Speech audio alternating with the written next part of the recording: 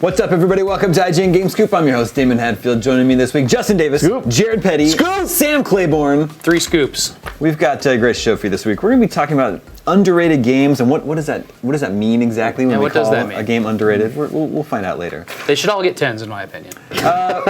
We're also going to be talking about why some people still think of gaming as a childish hobby, something inappropriate for adults to do. But first, Fallout 4 is a video game that has been out for a few months now. You know what I think that game needs, Damon? What's that? More content. More settlements? It needs more stuff to do. Well, the game's been out for several months, and they've Specifically, been more selling... settlement management. Yeah, right? Please. They've been selling the season pass for several months, but we just this week finally found out what that season pass gets you. Or some of what that season pass gets. Some of what that season pass will get you. Like a quarter of it, basically, right? Yeah, well, Yeah. we don't know exactly know how that. much more is coming. Let's just yet. $20 read more. the news first. $20 more is coming. We know now about the first 3 add-ons. The first one is called Automatron. This involves a mysterious mechanist who unleashes a horde of evil robots into the Commonwealth. Love it. Okay. You have to hunt them down, create your own robots. You can choose from hundreds of mods. That piece is $10 a la carte. Automatron and Mechanist both sound like Magic the Gathering cards. They do. Yeah. They do, for sure. Automatron is a Magic the Gathering card. Then there's a smaller piece coming in April Don't you think it's called- automaton? No, but that's the... We don't need to get into it now. Suffice it to say. Tap your mana. In April, the Wasteland Workshop allows you to set traps for inhabitants from raiders to Deathclaws. Then you can tame the creatures you capture, have them face off against each other. Okay. That's $5. We already did that in IGN Arena. I know. Yep. Then the that what it was called? I can't remember what it's the called biggest now. piece of content we know of is called Far Harbor. Yeah. That's coming. I guess they haven't even given a. That's coming in May. That's May. Yeah. I think it's pronounced Fahaba. That's true. It's a new case from Valentine's Detective Agency. Bethesda says it's the largest landmass for an add-on they've ever created. So that's insane interesting. because what was the big Skyrim DLC, the big one, where you went to the island? Dragon something or other. Dragonstone? Like it was. I remember that. I mean, well, it was the final one that came out, the big expansion. the big island. And that landmass was gigantic. Yeah. And so for this to be bigger than that is really... Plus, it's off the coast of Maine, which we all know doesn't have giant land masses. Or Massachusetts. Or is it Maine? It's Is it in Maine or Maine. Massachusetts? Yeah, Oh, but is there's it also Maine? no Wow. rad scorpions Oh, in that's May. right. So I Maybe think it's Iceland. Yep.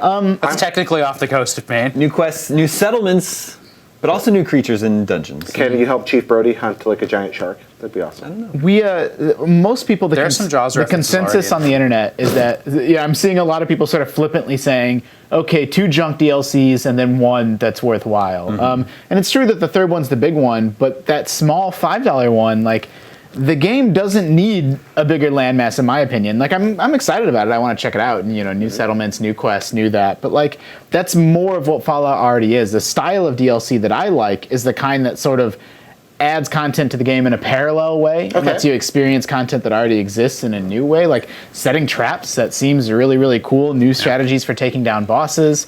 New ways to... I think you can taxidermy the things Yeah, the things that you find, you can. and then Absolutely. that's new ways, like it takes the content that's already there and lets you experience it, come at it from a new sort of sideways direction. To me, that's more exciting than new quests. The Did you see idea. that it added Nixie tubes? No, I did not see Do you know that. what Nixie tubes are? I don't. They're really cool vacuum tubes that have numbers in them. So it's like it's old digital display basically. It's analog display. Oh. So it has like the numbers, the digits 0 through 9 in it, and it can display like side by side 11. But it's all within like a tube, looks like a light bulb. In Tomorrowland, and like George Clooney's crazy like little cave, he has I one didn't of see those. that movie, but Yeah. how was that movie? I kind of liked it. Oh. Yeah. Yeah, I didn't see that movie. I think you're the only person I know that did see that movie. Yeah, I saw it and I kind of liked it. It's goofy, but it's neat. I liked it. It's worth your time. Anyway, so that's what we know is coming for Fallout 4 is downloadable content. What I think is interesting is that even though the season pass has been available for sale since Fallout 4 has been available for sale, $30, $30, they're raising the price of the season pass. They're almost doubling it to $50 beginning March 1st. Yeah, and I thought about this. I don't have a huge problem with the price raise. I mean, it's kind of like when you buy tickets to a con. If you buy them by a certain date, they're one price. And if you buy them after that date, they're another price. Okay, that's fine by me. You still got a chance to buy it at the price they originally put it. I mean, I'm surprised at the backlash. Like, I'm actually not the world's biggest Fallout 4 fan. I kind of got a little bit bored with it, moved on to other games. But I agree. I'm surprised that people are upset. To me, in no way is this bad news. Like, if you bought it for $30, you're going to get double what you were promised. and you still can buy it for $30. Like you still have, they did the good guy thing and gave people a window of time and said, yo, look, the price is going up. But they still didn't announce everything coming out Maybe for any of the prices. Exactly. Maybe that's why. That's still what I would be upset about. But even at the original $30, it was of dubious value because Bethesda was not telling people what they were buying. But so now there is how much? There's $40 worth of DLC announced that you can buy for $30 plus some future unannounced DLC. Yeah, I think that is the issue. The core of the thing is we're selling you a season pass without telling you what's going to be in it, and just trust us, guys. And with Bethesda, there's a point to which I'm willing to do that. But I don't pre-purchase much of anything, so this isn't really an issue that's aimed at me. Now I'm just like, ooh, more good stuff coming, and I'm not rolling in dough or anything, but I'm not going to worry too much about the difference in price on this. I'm just going to wait till the content's out and buy the pieces I want. Well, so here's the sort of conundrum that I'd like you guys to help me solve. Okay. Wow, Damon's Let's work it out. The way that I play Elder Scrolls games, or the way that I play Bethesda games rather, is I play through them when they launch on a console, and then later when a Game of the Year, Ultimate, like they're done, they're finished with DLC, everything's complete, I play it again on PC and play that complete version. I do everything. Yeah, I like those complete versions. And so now the choice that I have to make is, do I lock in that $30 price now to get the DLC, or do I just wait, potentially up to another 12 to 24 months for some Game of the Year edition and buy that?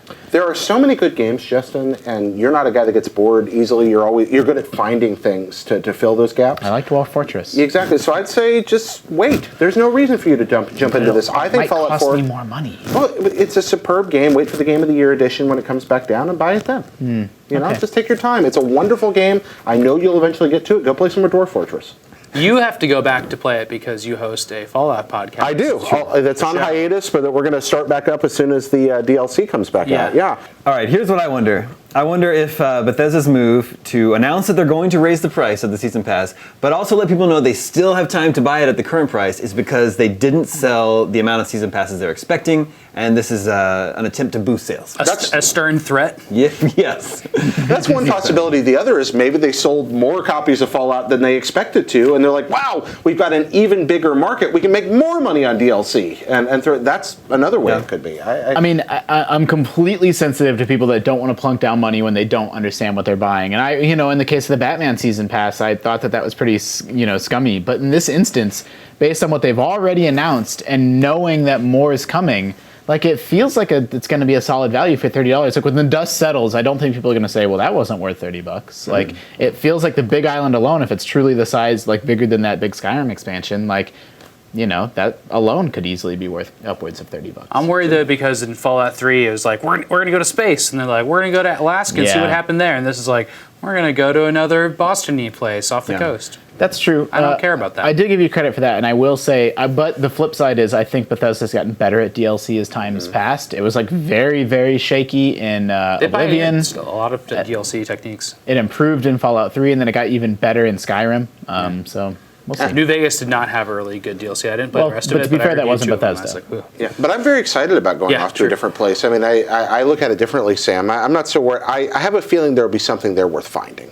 Maybe I'm putting too much faith in them, but there always is. Yeah, I think I'll just be like, oh, cool island. I promise you that you're going to be on this island on your own, and Preston Garvey is still going to come popping up out of some bush. Hey, that guy. Hey, I got a settlement for you. Yeah, somebody sent me a video. I watched it without the sound on, but it was from a meme at a con where like these two guys are talking, and Preston Garvey runs out of the background and sticks his head between them and then runs off. It's great. Yeah. All right, moving on. This is an email from Toast in Gainesville, Florida. What's up, Toast? He emailed us at the email address gamescoop@ign.com, just like you can. And he says, Fire Emblem Fates comes out this weekend, and I could not be more excited. Sam's playing it. Yeah, I love it. Me too. I need to play some of it. But you weren't just crazy about it, I heard. Well, I like it. Okay. It takes a long time to get into. Yeah. Toast says, I love the Fire Emblem series. I've been playing it since the Sacred Stones on GBA. However, I've always considered the Fire Emblem series an underrated game, considering most of my friends who own or have owned Nintendo consoles have never played a Fire Emblem game. After doing some reading, I noticed that the only Fire Emblem game to break 1 million in sales was Awakening for 3DS. In my opinion, the Fire Emblem series is a franchise that deserves more credit and attention, what are some game series, AAA or otherwise, that deserve more attention than they get? Now, first of all, what do you guys think about the term underrated? Because to me, that would sound like a game that's not rated as highly as it should be, meaning review scores. Yeah, and Fire Emblem games as are well opposed to reviewed. obscure. Yeah. Or just unknown. Or games that are rated well but don't sell well. Yeah, I think he's discussing more like a Community, the TV series situation. Critically beloved, not particularly commercially successful. What's the word for that? Unknown or overlooked. Overlooked That's is pretty good. good. Yeah, Okay. so- But overlooked. Yeah, I mean that's sort of the issue with any underrated games discussion is that then you get bogged down. You end up talking more about you parsing what underrated means. Like, oh well, it got good scores, but not as good as it should have gotten. Or like, here's a game that's a 7 out of 10, but the reviews were a 4 out of 10, and it's still not great, but it didn't deserve to get panned He as also brought badly as sales it did. into it too. And people Which is a focus whole more on other way that. to judge a game. Yeah, and they focus more on that than they do the actual quality of the game. Yeah, when Wind Waker came out, it was, I think, underrated in the critical sense in some places. Yeah. People were griping about this game. That has changed. That narrative has changed over time, and people realize this game was amazing. But it was probably underrated in a critical sense, even though it was commercially successful. People finally came to their senses. Yeah, exactly. And likewise, there's been a kind of a retcon of something like Twilight Princess, which received wonderful reviews, and now everybody's Twilight Princess isn't so good. And those people are wrong. Well, I'm actually not sure that Wind Waker was too. I mean, it was commercially successful in the sense that it's a Zelda game, but I don't. I mean, I feel like they immediately swung back around to realistic Zelda. Like, And it's because the GameCube audience wasn't as large as for previous Nintendo. 22 million units sold, I think, for the GameCube. So Fire Emblem specifically, like that game just wasn't like it wasn't a localized series until after we kind of got the Game Boy Advance. Yeah. Like that's a long time to wait. Yeah. It was out on NES. Yeah, that's true. So you got to think every other Nintendo series is like building fans and cred for a Except decade and for a half before that one. Advance Wars. Yeah. And I will say Fire Emblem is a good franchise, but it's no Advance Wars. I like them both, but yeah, I'd probably give it a slight edge. No, I'm just trolling with that. It is a turn-based. true, though. It is a turn-based strategy game, which Not for everybody. Isn't not for everyone. It's not the most popular genre. People don't always have the patience to wait for the computer to take their turn. They don't.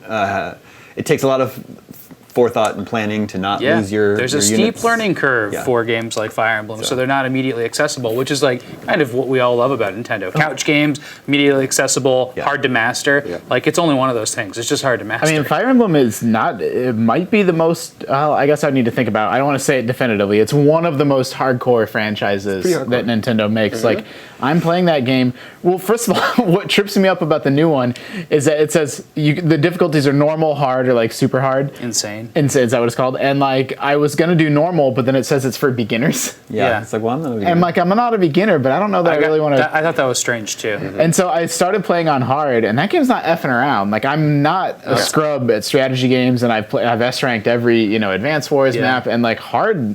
That was probably a poor description. Yeah, hard will totally kick your butt. Is it harder than Awakening was?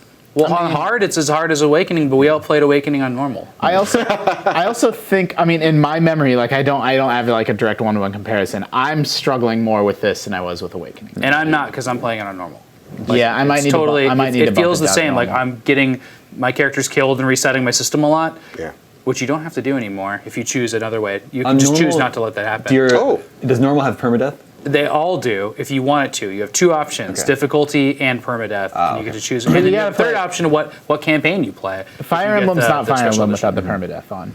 Yeah. Well, all it does is just make you reset it. In the other version, you don't have to reset it. Yeah, that's like playing mail order monsters You still have to beat the level. with permadeath and then popping your disc out of the Commodore No one before knows your what mail character order dies. Yeah, but it's permadeath. I know what monster in my pocket It's is. I know rebooting what pocket something. monsters are. It's rebooting a game so that you can save your creature or your beloved character from imminent demise. But what are some examples of overlooked games? Oh, there we go. This is a fun one. That's like all we talk about in the office. Oh man. Yeah. Okay. It's the permanent All the games that we like. Okay, the Guardian Legend, a wonderful. You're gonna do a list. Oh, absolutely. Guardian That's an NES For game. NES? Yeah, Guardian Legend for NES. He was only bringing that up because we talked about the music the other day, music and of he the made me games. watch videos of it, and that game does look interesting. It's a great game, yeah. I think it's available on Steam, and it was on mobile. I think they pulled it off the Guardian App Store. Guardian Legend, no. Space Chem, I think, is Space Chem? Space Chem, CHEM. I haven't played that. It's probably the most brilliant puzzle game I've ever played in my life. Wow.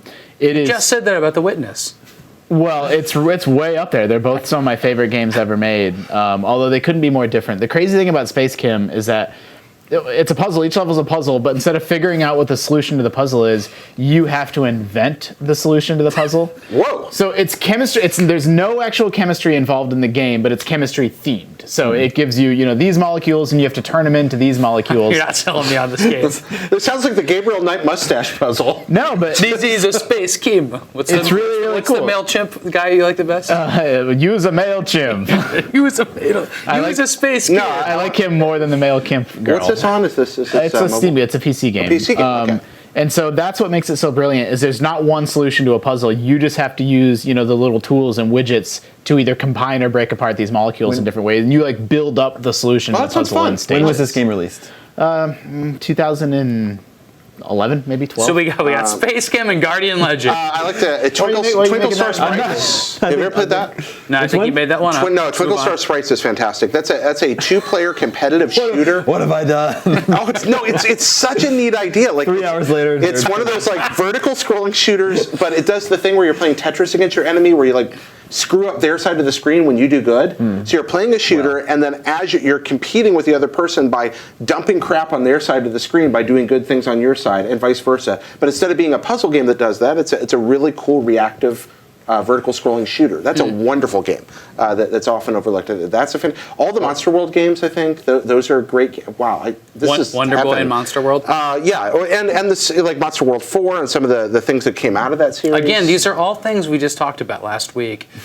So, Thoroughly. all of these? Are these all ones we talked remember about? we had Monster World. We didn't talk versus about Twinkle Alex? Star Sprites, did we? No, I never heard of that game. I still think you made that one up. No, that's a great. Waku Waku 8. That's a really good one. That's this awesome. It's up to you to guess which sunset. games that Jared's making up right now. These are all real. Okay, yeah, I know, but the topic isn't really name the most obscure good game you can. Oh, I'm sorry. I got very excited. Now I'm enjoying this immensely. What does Sam think an overlooked game is? Oh man, I don't know. I'm just happy listening to Jared talk a little bit. I'm so sorry, guys. What was the game that we gave a 3 to that everyone on the internet loves? Well, that's a different topic. Deadly Premonition. Well, yeah. Well, that's not even the one I was Or thinking of. God That Hand? action game. Yeah, God Hand. Oh, okay. Oh yeah, there's that one too. Yeah, I'm not supporting those games. I'm We get just saying. savaged for our God Hand review. Yeah. we do. The Deadly Premonition deserved the 3, but is also awesome. Both of those things are true. Remember Odama? I do remember Odama. I liked Odama. I with liked Odama the too. microphone. I feel like this is the It's a second time pinball- Odama has come up on A Games. pinball microphone army management game. Yeah, that's a fun overlooked. game. I played a lot of Odama. I can't believe I was dating my girlfriend at the time, and I can't believe she stuck with me when she saw me playing that Yeah. game. I mean, as you guys know, there's a whole. I go to arcades full of games people have forgotten. Yeah. I can name 350 upright arcade machines. It's too wide of a topic. Image what's a Fight. dope- Everything's great. Image Everything's Fight's wonderful. No, not everything, but Image Dope Fight. arcade game is the Alien Brawler, the 2D. That is really scrolling good. Brawler. You are so right. It is. That's good. but it was really late. It was Capcom, right? I think Capcom made It was that, yes. really, really late. It was one of the final sort of in that Yeah. arcade area, the very Yeah. tail end of when people were making those 2D brawlers. And so just Alien or is it Alien vs Predator? I think it's No, just it's just Alien. Alien. It's just and it Alien. brought all their skill to bear with all these interesting playable characters and interesting combos. And it's so What we should do Beautiful. It's is gorgeous. revisit this topic with restrictions on it. Yeah. I didn't Era realize- or console or contemporary games. Or just give me 90 minutes. That'll work too. yeah, or just will start a revisit. spin-off show. Okay. And I'm sorry. Is it Toast? Toast from Sorry, Gainesville, Florida. we had a discussion. Didn't give you guys any game okay. suggestions to go play, but it's what hard are you for us. talking about? We just gave so many. Waku Waku 8. Don't go Image play Fight. Odama. Don't do it. I like Odama. Everyone should play Space Cam, though. Yeah, that's a good one. I was going to suggest maybe the Disgaea series.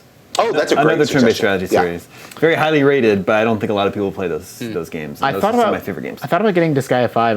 This is how I've become the gamer that is a problem for is NIS still making those games? Or Yeah. I was surprised it was $60. Yeah. And like I know it's like a full price, like I know it's like a legit There's full like game. a ton of content in that game. No. I'm not knocking. I'm just saying, like to me, my expectation is a game like that's like $40, even though that's not necessarily So fair. that's a good topic we should visit sometime. Is like school me on like series I've never played. Like, what's the first game to play in that? Because I was just asking about Harvest Moon. Like, I have no idea where to start. I've always wanted to play a Harvest Moon. Friends of game. Mineral Town. Yeah, I think Justin's right about Friends of Mineral Town. That's a good one. School me in. Yeah, whatever. school. Yeah, exactly. School me in Street Fighter. Where to start? Like, is it? Well, the question is it safe to start with the newest one? Like, Disgaea 5's out. Is it safe to start here? Is there some reason, either gameplay or story, that you need to jump back and? So play? which Disgaea? No, it's a lot of fun. You either need to start with 1 or 5. I think 5 is probably the okay. because Go right you can play. It'd be harder to find a really good version of 1. I think. Well, and the other thing is, if That's you go, always a problem, if you right? go back If it's to not 1, accessible. if you go back to 1, you're basically committed to playing all of them, and then there's a few like 3's kind of crap. So it's like, well, I mean, crap is in quotes. It's I mean, still it's like by a far- it's by totally far the worst good. one. Yeah, but it's like for a great series, it's like the worst one is good. yeah. Anyway. Moving on, our next email comes from Joe from Swansea in the UK. I don't know if I'm pronouncing that right. Swansea. Yeah, sure. He says he's American, but his wife is Welsh. Oh, cool. He says, I'm sitting on my iPad at 23:35 my time. Normally I'm laying down watching GameScoop and playing one Zelda game or the other. Insomnia is a bitch. Oh. I decided to write for the first time to ask if there is that one game franchise that you have to play every night or even once a week. I play a variety of games, but always go back to a Zelda game to close out the night. Thought this would give us viewers an insight into interesting. that professional gaming news wow. mind. That guy plays a Zelda game every night, Joe? Yeah. That's cool. That is I kinda mean, cool. so the immediate thing for me is that I manage a lot of editors here. I don't want them to play one game all the time. Like, they should be, going out there and playing millions of games. And professionally, my taste has always been like, listen, I'm playing this game too much.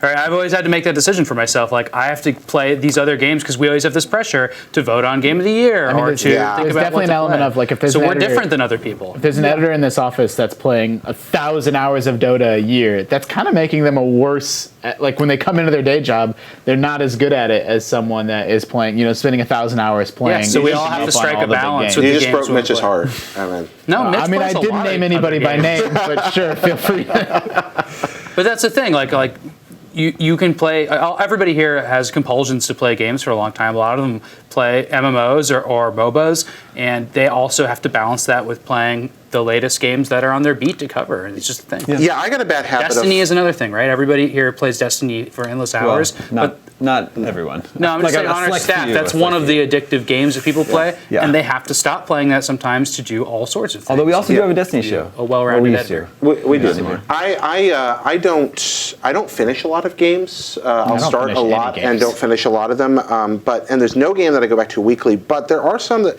there is game comfort food. I don't go too long without playing a Castlevania game. That is true. I'll play Well, wouldn't one you of say those. for us, we like playing retro games? I mean, if I Yeah. didn't play an old game, a couple times a week, then like it feels wrong. It was same That's here. what I want to do. I want to research and discover old games. Like that would be my go-to. Yeah, that's. But it's not like Candy Crush or Peggle or anything like that. I go to mobile games.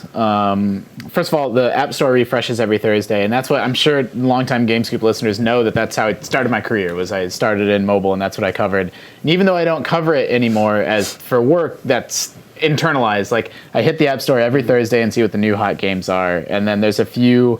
I'm usually playing like a few free-to-play sort of grindy games, and that's like my guilty pleasure, I guess. So I rotate through. And you play all the slot machines and solitaire. I'm not quite at slot machine level, but I played like a lot of One Piece Treasure Cruise, and I played a lot of Final Fantasy Record Keeper, and these games that are kind of grindy, but not necessarily in like an exploitive way. It's just like fun. You're always kind of making progress, and I like the music, and I Can like you play the in your pixel commute? art. That makes a big difference. Well, I usually choose to play on iPad, so no, I can't play on my commute, but there are phone versions of all those if you want to. On Yeah. commute, that's when I listen to smart podcasts. But I'll see you like at your desk, sometimes doing something else and tapping along with one of these. So Well, it depends. Like some of them have like an auto battle option, and some Yeah. don't. So if there's an auto battle option, like over my lunch break or during downtime, I'll like burn down my stamina that's Yeah. refilled, just so I'm not wasting a bunch of stamina. makes sense. It depends on how. Like sometimes they get their claws into me deeper than others. Like if my claws are if it's really like got me on the hook, then I'm playing at my desk a little bit during the day. But I do go back to Sid Meier's Pirates a lot. I've probably played that game. Oh, you like Pirates? That's my favorite video game, and I've probably played that. That was irony. Also, I've recently become a father, but yeah, I probably played more than 1,000 hours of Pirates in my life. I mean, that is a very replayable game. It is. Yeah, that's the kind of what defines it. Yeah, I do end almost every day with a few rounds of Hearthstone. Oh, yeah. I noticed that. Yeah, you can keep going back. Yeah. Well, How many years of it has it been?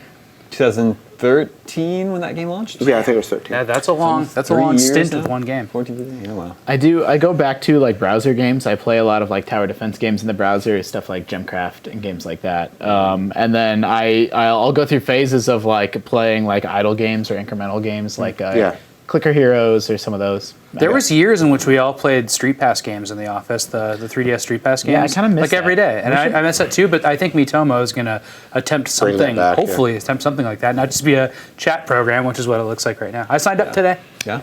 Did you guys get your Mitomo accounts? No, I did not get my Mitomo. You can sign up today. You can pre-register. All right, probably do that. Reserve your name. I reserved Alf Alf. for my Alf me. Awesome. Which Did I I show will you? role play as in Mitomo. Did I show you that window full of Alfs that I drove by? Yeah. After the show, yeah, it's a really good photo. But This sounds important. all right, our next email comes from Chris Paul, who says, "I'm reaching an age in my life, 33, where I have to sort of hide my love of video games from certain people in my life. Sure. Particularly my in-laws. They don't particularly understand how a person at my age plays video games as obsessively as I do. My question is why, given all the advancements and more mature storytelling and themes with modern games, do you think gaming is still looked upon as childish or inappropriate past a certain age?" Well, by some people, sure, and by others, not. I mean, yes, but that's true for a segment of the population, and it varies person by person.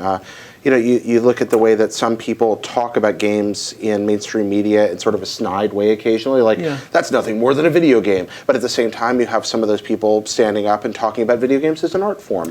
These perspectives coexist side by side, and I think that we're at least a lifetime away from that completely disappearing. But I mean, there were people... Lifetime? Yeah, I mean, there were... The old's got to die out. Yeah, there were The people in-laws. that looked We're the at olds. movie We're becoming going the to the olds, and that's motion when it won't be a pictures problem as anymore. superfluous and undesirable well into the 20th century. No, I mean, look, I think most people's perspective on this panel and probably at home, obviously would say, no, games are totally art, and look at The Witness, and look at Journey, but I think the perspective of someone that thinks games is juvenile is completely valid in a lot of ways. Like, I look at something like, I don't know, like Street Fighter and the way the women are dressed in that game, and I look at stuff like God of War, where like if you watch like a supercut of what happens in God of War, and it's like gouging someone's eyes out. Like, video games are often gross and violent and not very sophisticated and adolescent power fantasies, and this comes from someone that like I love video games. It's how I spend almost all my free time, but I think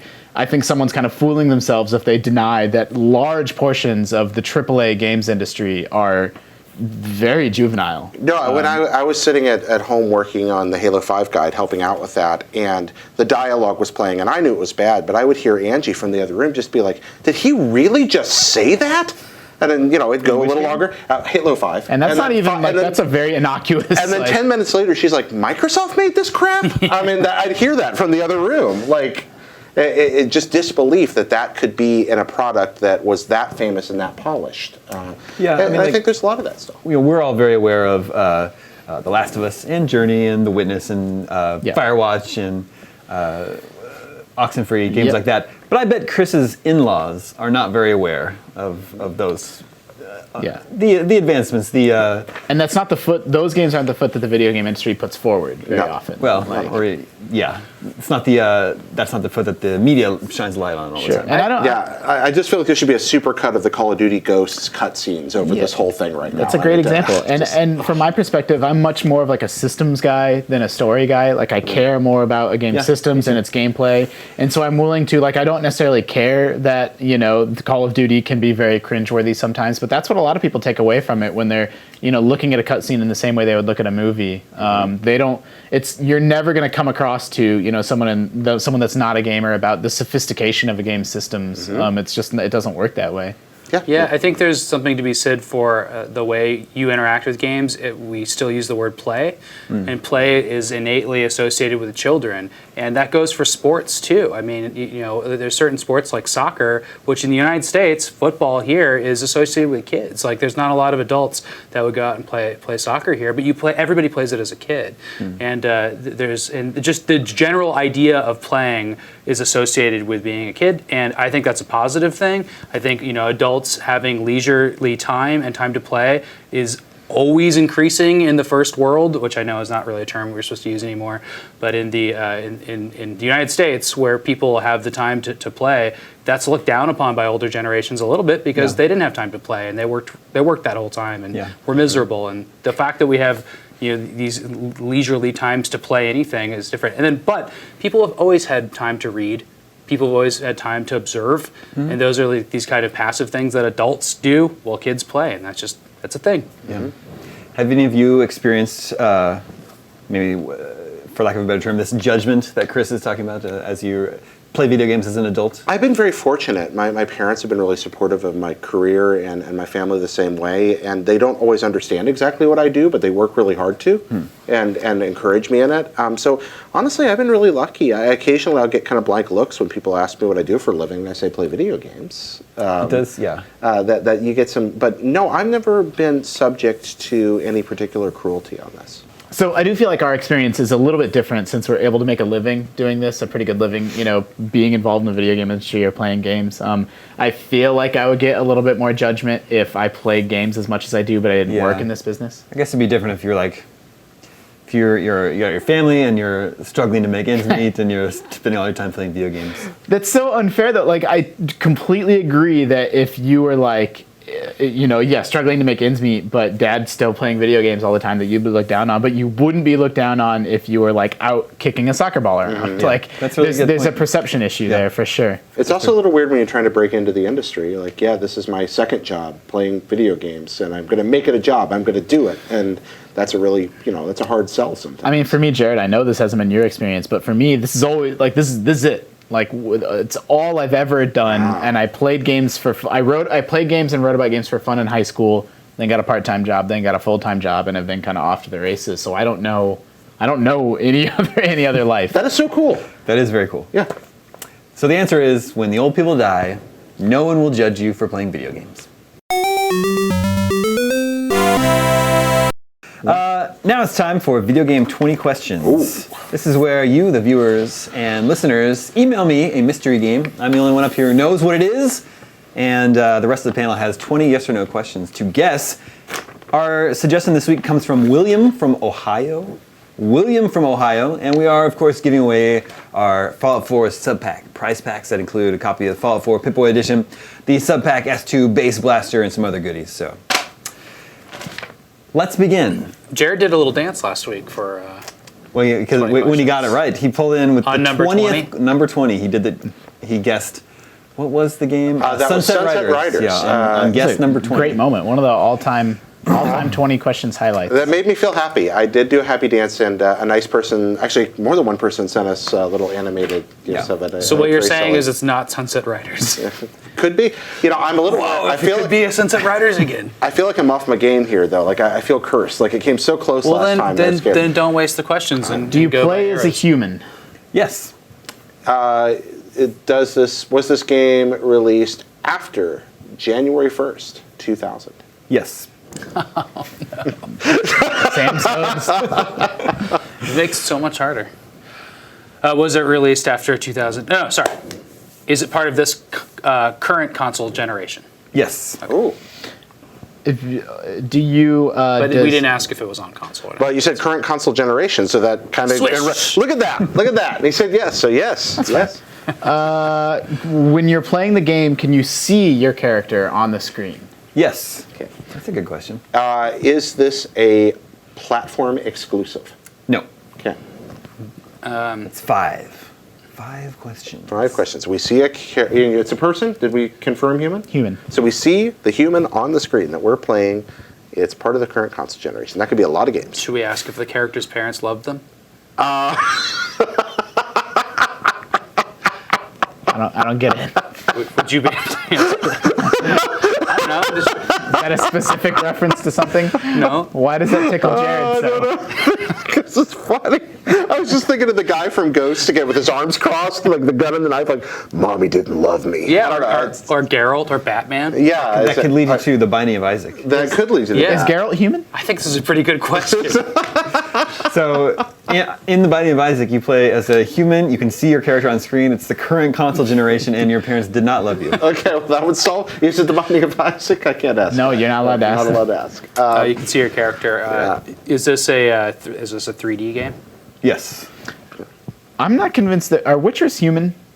They start human and undergo a process to become. They're mutants. Yeah, they're mutated humans. But But are they they were born human. that way? They are born human and they manifest as Witchers later. So like they're as human as the X-Men, and the X-Men are Homo. Yeah, they're born human. Do you? For the record, if the game were a Witcher game, and you asked me the question, do you play as a human, I would say yes. Okay. That's just for the record. Just good to know. It is almost certainly. Do you just spend a lot of time witching when you play this game? No. You trolled me. It's up to you whether you choose to spend that time witching or not. Is this would we qualify this as an open world game? Yes. All right. So there we go. So a lot of them. Is this generation. game set in the future? I don't know. What would that? If it is, it's the very near future, so I'd say no. Ah, but that would make it And it's contemporaneous. contemporary? Yeah. It's Watch Dogs. You hacking things? It could be. Yeah, Watch Dogs or GTA or something. Yeah, something like No, that. but GTA was last gen. I mean, But I know there also was this a gen. next. Yeah, but okay. Yeah.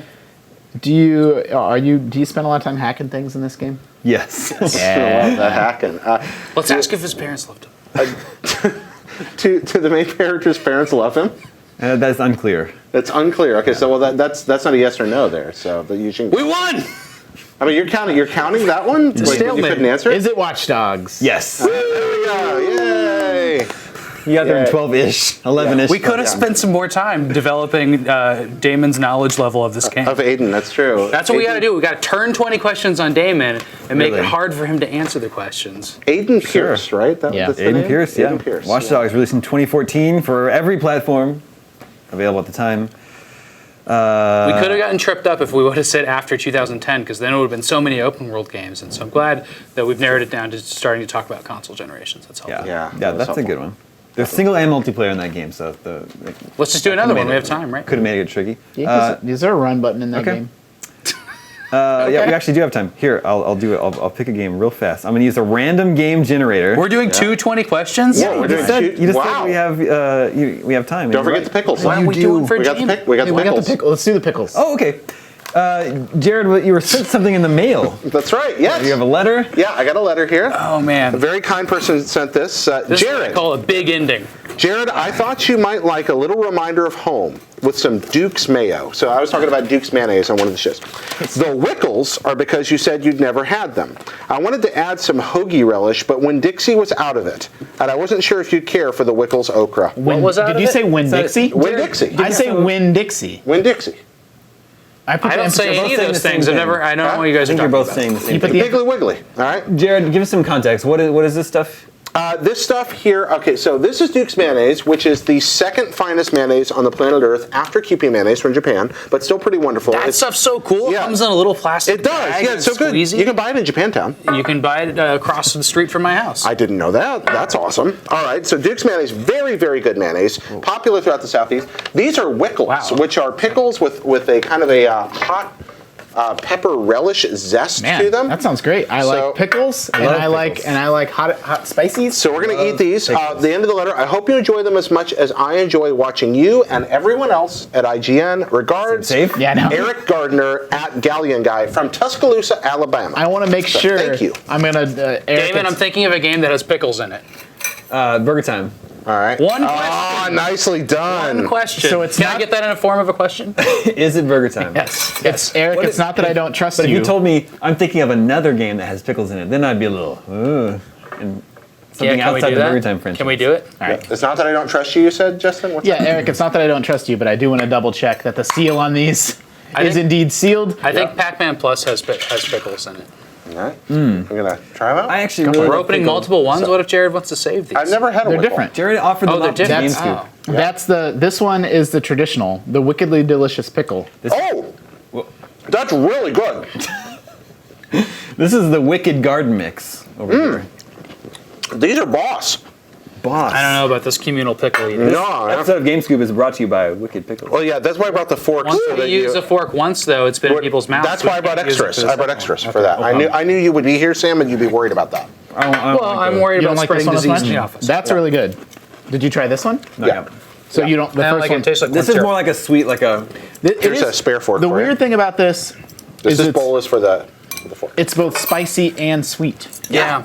See, Real it's good. too bread and butter pickly for me. Oh, I like bread and new? butter pickles. No, I'm a big this one's fan. been- I gotta have like hardcore salt. Yeah, I like dill. I want a dill pickle. Now, I love a dill pickle, but I really like this. I like bread and butter pickles. Hey, Damon, I'm thinking of a game Alright. with pepper in it. Burger time. It's the game Burger Time. Yes. Is there pepper in Peter Pepper's Ice Cream Factory? Is this like a cauliflower? Peter Pepper's in All it. right. Yeah, it's cauliflower. All right. So You anyway, calling it? Eric, these are great. Yeah, we got. These are all the scoops we have. Duke's mayo. That's right. Hand me the cauliflower. That is all. Oh, I ate it. cauliflower? No, I mean the jar. All right. I hate it. It's gone. That is all the scoops we have for you this week. If you send us other foods and beverages, we will eat and drink them here on the show before your very eyes and ears. If they're delicious. Yeah. If they're good, yeah. At our discretion. At our discretion, yes. Yeah, I don't want to. I've done the grasshopper thing twice. I'm done with that. Yeah. So, yeah. Chocolate covered grasshoppers?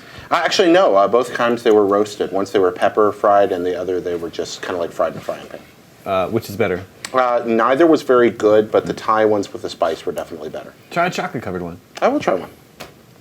They just take the chocolate with a little crunch. Okay. People are gonna think we're in the pocket of Big Pickle now. They are. They're Or gonna- big cricket. or big mayo. yeah. Duke's mayonnaise. Or big burger time. Anyway, Can you do your little 20 questions dance with the mayo? don't kick over the. No, not good. Can't do that on demand. There's got to be genuine joy. I'm Genuine thinking joy. of a game with mayonnaise in it. Thank you, Justin. Thank you, Jared. Thank you, Sam. My name is Damon. This is IGN Game Scoop, and we're out.